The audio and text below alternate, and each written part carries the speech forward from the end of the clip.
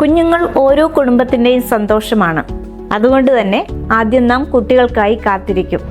ജനിച്ചു കഴിഞ്ഞാൽ പിന്നെ അവർ പുഞ്ചിരിച്ച് കാണാനും രണ്ടു വാക്ക് മിണ്ടുന്നത് കേൾക്കാനും പിച്ച വെച്ച് കാണുന്നതിനുമായുള്ള കാത്തിരിപ്പ്. കുട്ടികളുടെ വളർച്ചയ്ക്ക് ഓരോ ഘട്ടങ്ങളുണ്ട്. 6 മാസത്തിനുള്ളിൽ ഇരിക്കുക, 15 മാസത്തിൽ നടന്നു തുടങ്ങുക എന്നിങ്ങനെ.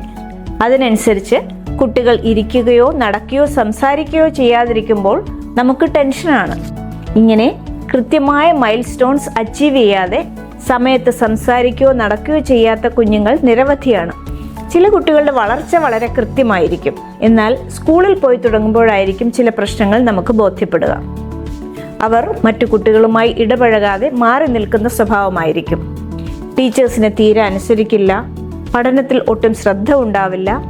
മറ്റു ചില കുട്ടികൾ സഹപാഠികളുമായി എപ്പോഴും വഴക്കുകൂടുന്നവരായിരിക്കും.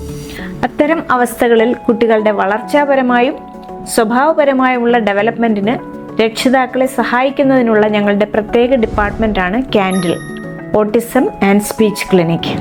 നിങ്ങൾ ഫേസ് ചെയ്യുന്ന ആശങ്ക അകലാൻ ചിലപ്പോൾ ഒരു എക്സ്പേർട്ട് ഒപ്പീനിയൻ മാത്രം മതിയായിരിക്കും. അതിനാദ്യം ചെയ്യേണ്ടത് ഒരു സ്ക്രീനിങ്ങോ അസസ്മെൻറ്റോ ആണ്. അതിന് ഞങ്ങളുടെ എക്സ്പേർട്ട് ടീമിന് നിങ്ങളെ സഹായിക്കാനാവും.